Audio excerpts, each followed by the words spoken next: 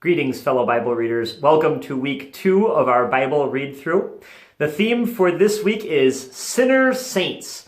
We see that again and again in the readings for each day, how even though these people that we run into are believers in the line of the Savior and the promise that God has for a rescuer, they also are people who desperately need that rescue because of their wrong and sinful actions and behaviors. In addition to that major theme of sinner saint, we also see another thought develop in this week's lessons that's really a continuation of something from last week, or really an advancement of something from last week.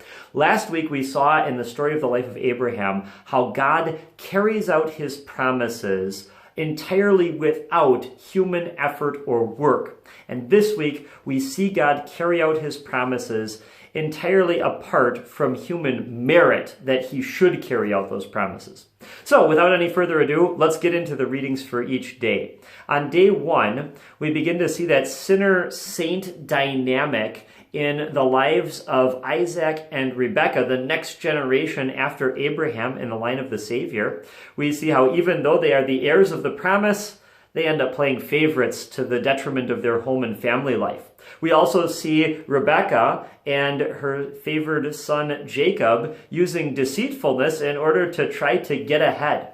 Then on day 2, we see that theme of sinner-saint continue on in the way that Jacob deals with the beginning of his family, that he didn't learn anything from his parents, and he plays favorites with his wives. And we also see what happens when you depart from God's plans for marriage as a relationship between one man and one woman. In fact, when you get to the end of chapter 29 and get through all of chapter 30, which really lays out the birth of Jacob's children, it'd be probably a good thing if you glance down at the footnotes for the names in that chapter, because those footnotes will tell you the meaning of those names. And I think that gives an interesting insight into what the home life was like for those children as they were growing up and the tensions and the struggles within that home.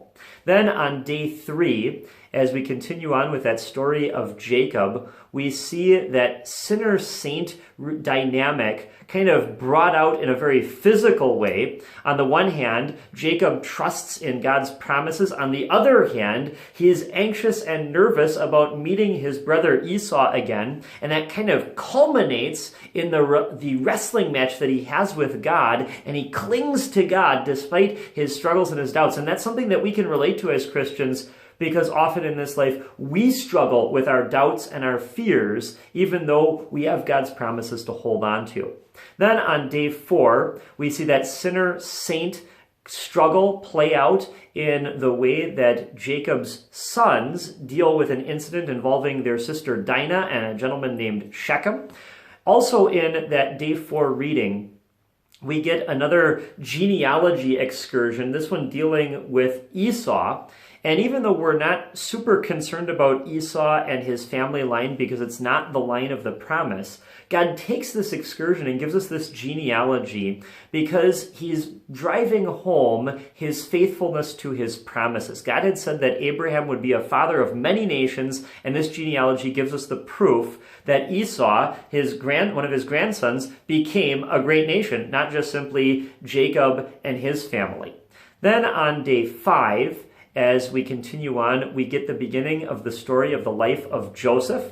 And we find out again that in this sinner-saint situation that believers are in, that people often fall into the exact same sins. We see because of the favoritism that Jacob shows among his sons, there is once again family tension. We see that sinner-saint nature come out in those brothers in the way that they treat Joseph and get rid of him. We see it in the way that one of those brothers of Joseph in particular, a guy by the name of Judah, dealt with his daughter-in-law. So all things to watch out for and be aware of as you read through that. And then finally on days 6 and 7, as we get the story of the life of Joseph continued on, and really that story of the life of Joseph will continue into week 3 on the first 2 days of that week.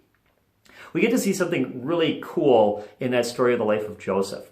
What we get to see in Joseph's life is we get to see how God uses afflictions and problems to help people grow and mature spiritually. I want you to compare and watch out for how Joseph matures and develops in days 6 and 7 compared to where he was at when we first ran into him, and the way that he was kind of an arrogant dreamer on day 5, but by days 6 and 7 we see him displaying a much more mature attitude in the way he deals with other people, and especially the way he deals with his brothers. And also, we get to see the development and the maturity of those brothers as they kind of grow from guys who were very jealous of Joseph into guys who were even, in some cases, willing to make sacrifices for the good of others. And especially you see that in the way that Joseph acts, or the way that Judah acts, which is really interesting because Judah is one of the ancestors of the Savior. The Savior, Jesus, is going to come from him. And in the way that Judah was willing to sacrifice himself, we see just a little tiny picture of the way that Jesus was willing to lay down his life for us. That's all for this week. We'll see you next week.